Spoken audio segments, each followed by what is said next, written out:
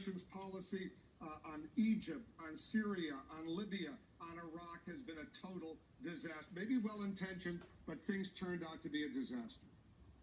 Yeah, and I think a lot of what we heard there, generally, you could say, if painting this with broad brushstrokes, will warm him and endear him, despite his statements that have really riled people in the Middle East about not letting Muslims into the United States and casting some of the countries there as sponsors of terrorism, some of the Sunni countries, that is.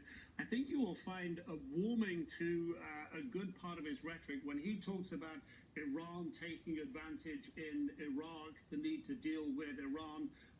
This is something that's going to warm him to the Saudis, to their Gulf allies. I think when you look at Europe here, however, I think there are things in there that will cause the Europeans to worry. Not just that there's going to be a demand that they make that 2% GDP spend on NATO and the type of equipment that they need to spend it on. Big ticket equipment is what the Obama administration has talked about. So not just that, but the fact that it's talking here about really perhaps looking at the relationship with Russia.